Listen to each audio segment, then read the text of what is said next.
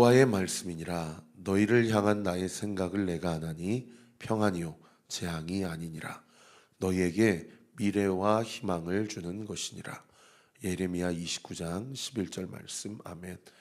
너무 유명한 말씀이고, 또 때로는 우리가 낙심 가운데 있을 때 암송하면 정말 보약과 같은 그런 말씀입니다. 이번 한 주 이 말씀 암송하면서 주님이 나에게 주신 그 약속을 붙잡고 승리하는 우리 온리교회 모든 성도들 되시기를 예수님의 이름으로 축원합니다. 우리 같이 한번 암송해 볼까요? 시작. 여호와의 말씀이니라. 너희를 향한 나의 생각을 내가 아나니 평안이요 재앙이 아니니라.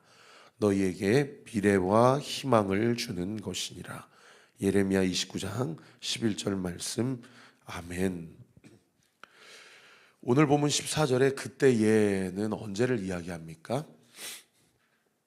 어제 본문에 세 번에 걸쳐서 바벨론의 모든 박수와 술객들과 점쟁이들과 술사들을 다 불러서 세상에 느부갓네살 왕은 이집트의 바로 왕보다도 한 단계 더 어려운 왕인 것 같아요. 그래도 바로 왕은 요셉에게 꿈 내용을 알려주고 좀 한번 해석해봐라 그랬는데, 느부갓네살 왕은 꿈 내용 알려주면 너희들이 가짜로 해석할 걸 다 아니까 꿈 내용까지 맞추고 해석해봐라 라고 그렇게 얘기하니까 세 번에 걸친 실랑이가 어제 본문에 있지 않았습니까? 그리고 그 실랑이 끝에 꿈 내용을 이야기해 주시지 않으면 우리는 해석 못합니다 라고 이야기를 하니까 느부갓네살 왕이 열이 받쳐가지고 바벨론에 있는 모든 지혜자들과 다 박수와 술객자들 그 자리에서 다 죽여라 라고 이야기해서 이 근위대장, 친위대장 아리옥이 왕의 명령을 받들어 이 바벨론에 있는 모든 박수와 술객들 뿐만 아니라 왕립 학교에서 박수와 술객으로 지혜자로 환관으로 그렇게 훈련받고 있는 다니엘과 세 친구를 포함한 모든 사람들까지 다 잡아 죽이려고 하는 그때를 이야기하는 것이죠. 14절에 그때에 왕이 근위대장 아리옥이 바벨론 지혜자들을 죽이러 나가매 다니엘이 명철하고 슬기로운 말로 왕의 근위대장 아리옥에게 물어 이릅니다. 여러분, 지금 아리옥과 다니엘의 관계는 어떤 관계입니까? 이 아리옥은 이 법적으로 이 구속영장 발부받아가지고 이제 감옥에 가두게 하는 것뿐만 아니라 그냥 그 자리에서 목을 댕강해도 뭐 아리옥에게 누가 사람 죽였냐고 이야기할 수 없는 그런 상황이잖아요. 이거 완전 실세거든요. 그리고 이 다니엘은 어떤 상황이에요? 이 사람은 피의자예요. 어떻든 이 지금 이제 막 왕립학교를 졸업했는지 아니면 한 2학년 3학년쯤인지, 그러니까 나이가 이제 막 고등학생 1, 2학년 정도 되는 그런 나이대에 이 당시 청와대 경호실장인 최고 문고리 실세 이 아리옥과 다니엘 앞에서 이 사람의 눈으로 봤을 때, 육적인 눈으로 봤을 때는 완전히 갑 중에 갑이고 완전히 을 중에 을 아닙니까? 그런데 오늘 본문에 보면 너무나도 태연하게 다니엘이 아리옥에게 이렇게 물어보는 거예요. 15절에 뭐라고 물어 이릅니까? 왕의 명령이 어찌 그리 급하냐. 여러분, 이게 이해가 되세요? 왜 그러십니까? 왜 저희를 잡으려고 하십니까? 왜 저희를 죽이려고 하십니까? 상식적으로 이런 말이 툭 튀어나와야 되잖아요. 그런데 자신의 어떤 신변이나 자신의 상황에 자신의 시선과 영적인 관심에 함몰되지 않고 지금 이 모든 상황들을 좀 넓은 시각으로 바라보고 있는 거죠. 지금 나라에 무슨 일이 일어나고 있는 겁니까? 왕이 어떤 명령을 내려서 지금 근위대장뿐만 아니라 이 모든 바벨론 왕궁의 안에 있는 이런 어떤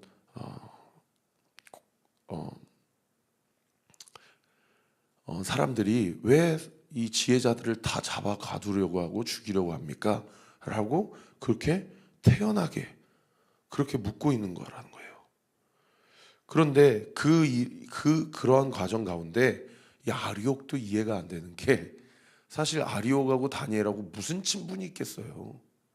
그리고 이런 상황을 설명할 이유가 있습니까? 그잖아요. 그냥 잡아들이고 치라고 하면 치면 되는 거지. 근데 그 다음 구절에 보세요. 아리옥이 그 일을 누구에게 알립니까? 다니엘에게 알리는 거예요. 여러분, 이러한 모든 벌어지는 상황 가운데서 이 성경의 텍스트 이면에 깔려있는 영적인 메시지가 뭐가 읽혀지세요?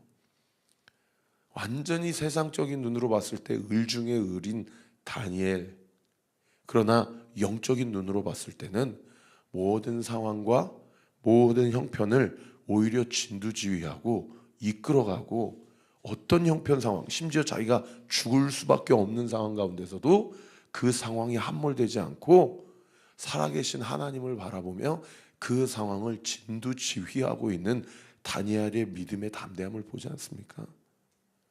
우리는요, 영적으로 이렇게 깨어있지 않으면 누가 뭔 얘기한다고 그러면 그냥 어머, 나 이제 죽었구나. 야, 내 인생 이제 완전 꼬였구나. 와, 여기서 이렇게 끝나는구나. 누가 뭔 얘기 이렇게 딱 한마디 하면은 픽 그냥 어떤 마음과 생각이 뒤틀려가지고 입이 이만큼 나와가지고 하나님 어디 계시냐? 하나님 살아계시냐? 하나님 나 사랑하지 않으시나 보다. 이렇게 할 때가 우리는 너무 많다는 거죠. 다니엘은 그때에도 결코 육적인 눈으로 봤을 때는 을 중에 을인데도 그 상황 가운데 너무 태연하고 너무 담대하고 너무나도 자연스럽게 자기가 포로 신분이고, 비록 왕이 주는 그런 음식과 옷과 집을 공급받아서 그렇게 연명하는 것처럼 보이는 아무런 소망도 없는, 희망도 없는 그런 인생인 것 같지만, 하나님이 목적이 있으셔서 지난 주일날 우리가 함께 나눈 것처럼 이사야 선지자를 통해서 이미 몇 사람을 환관으로 잡혀오리라 라는 그 말씀을 성취하고자 자기와 세 친구들을 이곳 가운데 불러주셨다.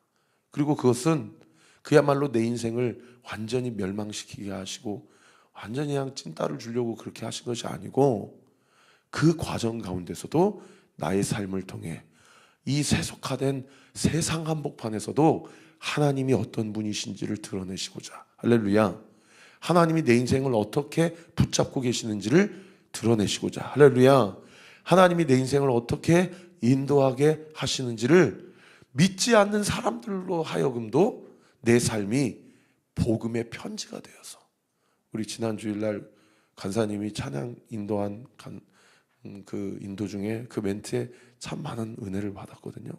우리의 삶이 누군가에게 읽어지는 성경이 되게 하자. 너무 멋있는 표현 아닙니까? 가사를 써야 되겠다는 생각이 들더라고요.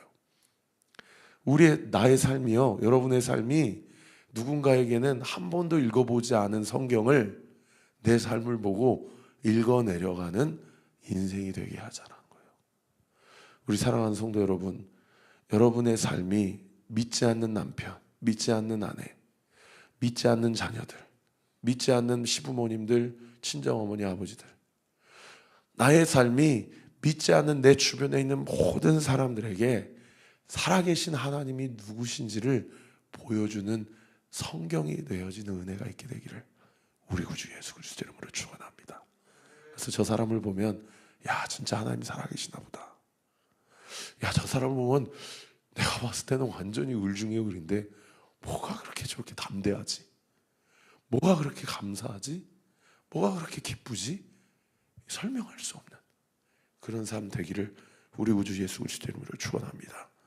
세상의 다니엘이 그 이야기를 그 친위대장 아리옥에게 듣고 나서 자기가 어디서 그렇게 그 믿음이 나왔는지 인간적으로 눈으로 보면 책임지지 못할 말을 해버려요. 16절에 보세요. 다니엘이 들어가서 왕께 구하기를 시간을 주시면 왕에게 그 해석을 알려드리리이다. 왕이 무슨 꿈을 꿨는지 지금 이 시점을 기준으로 다니엘이 아직 알아요? 몰라요? 몰라요. 무슨 꿈을 꿨는지. 근데 이제 자기뿐만 아니라 자기 세 친구들도. 그리고 바벨론에 있는 모든 지혜자들도 다 죽게 생겼는데 다니엘의 마음 가운데 어떤 믿음이 작동된 겁니까? 이거는 하나님이 개입하시고 있다는 거구나. 하나님이 이 일의 때를 위하여 나를 이곳 가운데 불러주시고 나를 통해서 느부갓네살 왕과 바벨론에 있는 모든 고위 관료들 또 모든 백성들에게 벨이 신이 아니고 무로닥이 신이 아니고 느고가 신이 아니고 여호와 하나님만이 유일한 신이고 유일한 하나님이시다. 할렐루야. 라는 것을 드러내기 위한 하나님의 불강력적, 하나님의 전지전능하신 개입하심이구나 라는 것을 영적인 그의 민감성을 통해서 캐치를 한 거죠. 그래서 책임지지도 못할 말을 해버려요. 시간을 주시면 내가 그 꿈을 말씀드리고 내가 그 해몽을 말씀드리리이다. 사랑하는 성도 여러분, 우리의 삶은 믿음의 연속입니다. 다니엘이 하나님과 친밀한 관계가 없었다면 여러분 어떻게 이런 얘기를 합니까? 물론 이렇게 주구나 저렇게 주구나 어쨌든 시간을 벌어보자 라는 얕은 수작으로 그렇게 얘기한 걸 수도 있어요. 근데 우리는 그렇게 보이지 않잖아요. 왜요? 결과적으로 하나님이 보여주셨잖아요. 책임지지도 못할 말을 믿음을 가지고 아리옥에게 왕에게 전달해 달라고 그렇게 얘기를 하고, 그러고 나서 다니엘이 자기의 처소로 돌아와서 한 일이 딱 두 가지인데 오늘 큐티 본문에 이 두 가지를 여러분 꼭 마음에 새기십시다. 첫 번째가 뭐냐면 17절 우리 같이 한번 읽어볼까요? 시작. 이에 다니엘이 자기 집으로 돌아가서 그 친구 하나냐와 미사엘과 아사라에게 그 일을 알리고. 여러분 다니엘이 책임지지 못할 말인 것 같은 그 말을 아리옥을 통해서 느부갓네살 왕에게 전달해달라고 하고 자기 처소로 돌아와서 처음으로 한 일이 뭡니까? 자기의 믿음의 동역자, 기도의 동역자에게 중보 기도를 부탁한 겁니다. 혼자 끙끙대지 않았어요. 우리 성도 여러분 꼭 기억해 주십시오. 혼자 기도하지 않았어요. 혼자 씨름하지 않았어요. 알렸다라는 거예요. 알렸다라는 거. 우리는 이 알리는 게 참 어려운 시대를 살아가고 있어요. 왜 알리는 게 어려운 줄 아세요? 알린다고 바뀔까? 그리고 자기 삶을 오픈하는 것을 극도로 꺼려하는 시대를 살아가고 있어요. 갈수록. 그래서 목사님한테 한 얘기, 등대지기한테 한 얘기 나중에 알고 보니까 교회 소문이 한 바퀴 돌았어. 그러면 목사님한테 실족했고 우리 교회는 다 입산 성도들밖에 없다고. 제가 큰 교회에서 목회하면서 얼마나 많은 그런 얘기를 들었는지 몰라요. 물론 비밀 유지가 필요한 부분도 있어요. 그런데요, 이게 비밀 유지가 필요한 어떤 성숙함에 기반된 어떤 그런 것이 아니고 그냥 자기 삶을 오픈하기가 싫은 거예요. 자기 삶을 알리기가 싫고 누군가가 자기 삶에 대해서 이렇게 저렇게 이러쿵저러쿵 또 심지어 그거에 대해서 기도하고 있다는 것도 부담되는 거예요. 우리는 그런 개인주의적 신앙생활을 하고 있어요. 앞으로 말세가 다가오고 주님이 오신 날이 가까울수록 더 그렇게 될 거예요. 나누기를 꺼려하는 교회, 오픈하기를 싫어하는 성도. 여러분 아닙니다. 분별이 필요한 부분은 맞지만 여러분 우리가 교회를 세워가면서 우리가 서로의 기도 제목을 알려야 돼요. 알리고 이런 나를 위해 기도해 주세요. 당신의 기도 제목은 무엇입니까? 당신을 위해 내가 기도하겠습니다. 여러분 우리 온리교회가 서로 기도 제목을 알리고 서로를 위해서 이 말로만 기도할게 하고 그냥 싹 입 닫고 기도 안 하는 교회가 아니고 정말 정직하게 기도하는 우리 온리교회 되기를 우리 구주 예수 그리스도 이름으로 축원합니다. 여러분 첫 번째로 한 게 뭐라고요? 그 일을 믿음의 공동체 가운데 알렸다는 거예요. 그런가 하면 두 번째로 한 일은 뭡니까? 18절 우리 같이 한번 읽어보십시다. 시작. 하늘에 계신 하나님이 이 은밀한 일에 대하여 불쌍히 여기사 다니엘과 친구들이 바벨론의 다른 지혜자들과 함께 죽임을 당하지 않게 하시기를 그들로 하여금 구하게 하니라. 다니엘이 세 친구에게 소식만 알린 게 아니고, 하나님 우리 네 사람을 불쌍히 여겨주옵소서, 그래서 우리를 살려주옵소서 라고 구하게 했다. 무슨 얘기예요?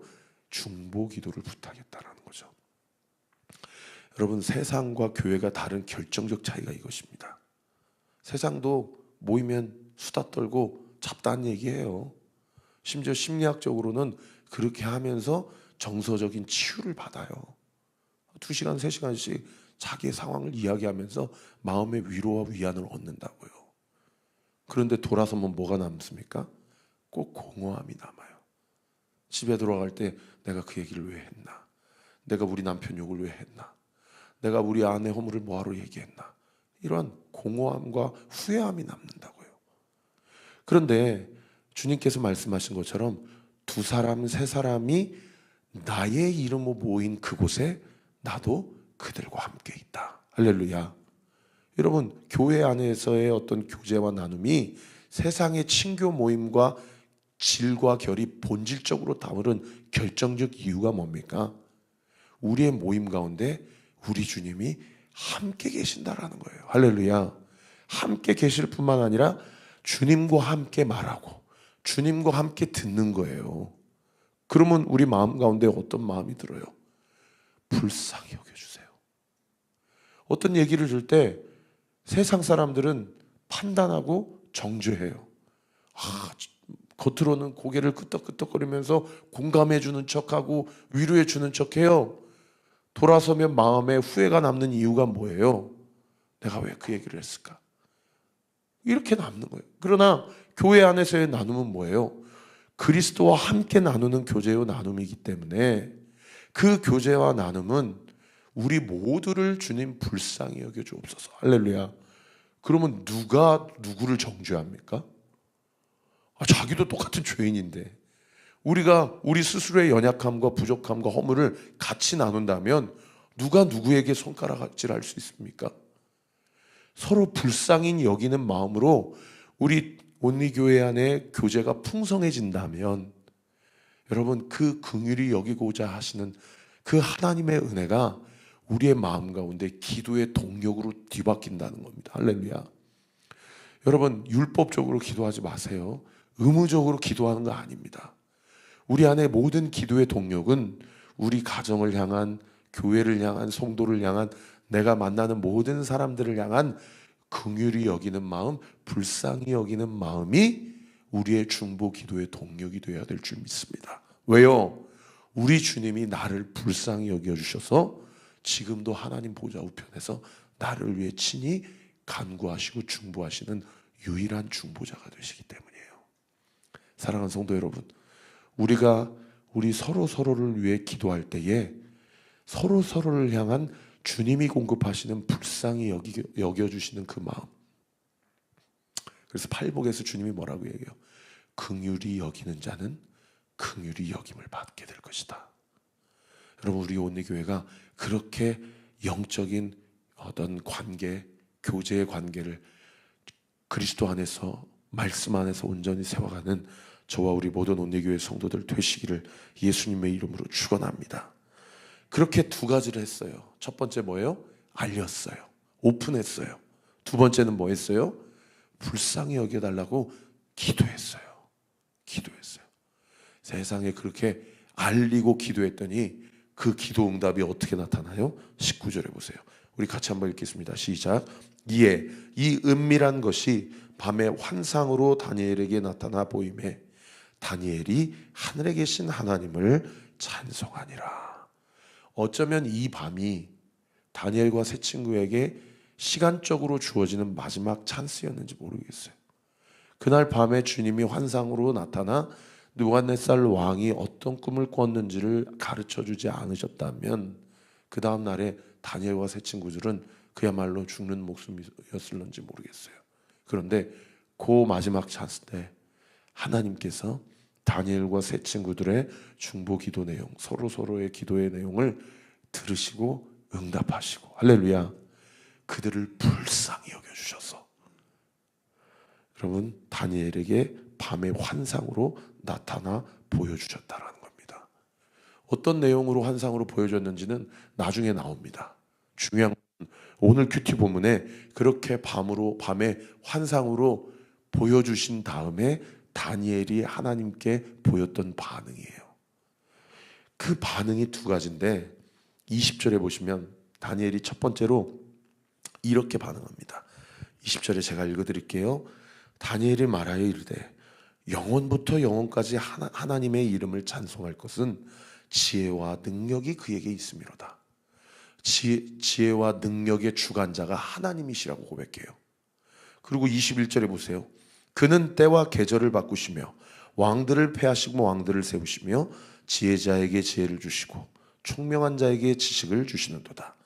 시간과 권세의 주관자가 하나님이심을 또 고백합니다. 그리고 22절에 또 보세요. 그는 깊고 은밀한 일을 나타내시고 어두운 데에 있는 것을 아시며 또 빛이 그와 함께 있도다. 빛과 어둠의 주관자가 하나님이심을 다니엘이 고백하고 인정하고 있다는 거예요. 자, 첫 번째로 환상을 보여주신 하나님 앞에서 다니엘이 했던 반응이 뭐예요?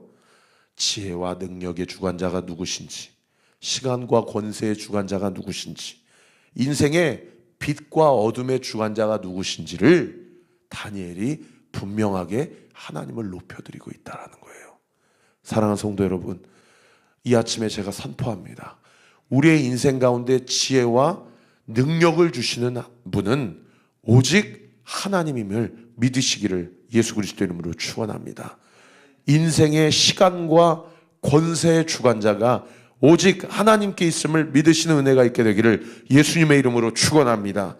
인생의 빛과 어둠까지도 비추시고 가려주시는 분이 우리 하나님이심을, 예수 그리스도이심을 믿으시는 은혜가 있게 되시기를 예수님의 이름으로 축원합니다. 오늘 이 아침에 기도하세요. 하나님, 나에게 지혜와 능력의 주관자 주님이십니다. 하나님, 내 모든 인생의 시간과 권세의 주관자 주님이십니다. 그리고 빛과 어둠의 주관자도 주님이십니다. 이게 다니엘의 첫 번째 고백이었고요. 두 번째 고백은 23절에 보시면 우리 같이 한번 읽어볼까요? 시작. 나의 조상들의 하나님이여, 주께서 이제 내게 지혜와 능력을 주시고 우리가 주께 구한 것을 내게 알게 하셨사오니 내가 주께 감사하고 주를 찬양하나이다. 곧 주께서 왕의 그 일을 내게 보이셨나이다. 여러분, 두 번째로 고백하는 게 뭐예요? 감사와 찬양이에요. 내가 잘나서 깨달아진 게 아니고 하나님이 나에게 가르쳐 주셨다는 거예요. 그러니까 다니엘은 느부갓네살 왕 앞에서 나아가도 분명히 무엇을 고백할 것을 우리가 뻔히 유추해 볼 수 있습니까? 내가 지금부터 말하는 모든 꿈의 내용과 해몽은 내가 지혜가 있어서 말하는 게 아니고 나의 인생의 주관자이신 예수님께서 나에게 가르쳐 주셔서 당신에게 말하는 것입니다 라고 배를 숭배하는 느부갓네살 왕 앞에 하나님에 대하여 분명하게 선언하고 선포한다라는 것을 우리가 유추해 볼 수 있다라는 겁니다. 앞뒤 좌우가 꽉 막힌 성도 여러분, 하나님 앞에 감사하고 하나님을 찬양하십시오. 그 앞뒤 좌우 위아래가 꽉 막힌 상황을 오직 지혜와 능력의 주관자이시며 시간과 권세의 주관자이시며 빛과 어둠의 주관자이신 예수 그리스도만이 우리의 인생을 구원하시고 건져내 주실 줄 믿습니다. 기도하겠습니다. 아버지 하나님, 감사합니다. 오늘도 이 아침에 주님이 누구신지, 우리가 함께 교회를 세워가면서 어떻게 신앙생활을 해야 되는지 친히 가르쳐 주심에 감사합니다. 너무나도 힘든 순간을 지나고 있는 성도들의 삶, 사람은, 심지어 목사는 그 삶을 온전히 채우라고 또 온전히 공감하지 못한다 하더라도 아버지, 우리가 함께 교회를 세워갈 때에 우리의 연약함을 다 십자가 앞에 못 박고 우리 가운데 계신 예수님을 바라보게 해주십시오. 그리고 그 예수님이 우리와 함께 하시는 사실을 믿고 인정하며 주님께서 공급하시는 지혜와 능력으로 평안함과 담대함으로 지금 우리에게 당면한 모든 문제를 의연하고 태연하고 침착하게 그러나 담대하게 주 앞에 주와 동행하며 이겨내고 감당해야 되지는 놀라운 은혜의 역사가 우리 사랑하는 성도들의 모든 삶 위에 부어지게 하여 주옵소서. 이 시간 예수의 이름으로 명하노니 이 새벽에 우리 사랑하는 성도들의 모든 기도가 예수의 이름으로 응답될 지어다. 낙심한 영혼들에게 주께서 공급하시는 믿음의 담대함과 그 성령의 지혜가 온전히 부어지게 될 지어다. 부어질 지어다. 부어지게 될 지어다. 믿고 감사드리며 살아계신 예수 그리스도 이름으로 기도하옵나이다. 아멘. 지금은 우리 구주 예수 그리스도의 은혜와 하나님의 사랑과 성령 하나님의 위로 교통 충만하심이 주신 말씀 붙잡고 주 안에서 주와 동행함으로 주의 뜻을 온전히 이루기로 결단하는 우리 사랑하는 온리교회 모든 성도들 머리머리 위에 지금으로부터 영원토록 함께 하시기를 간절히 축원하옵나이다. 아멘.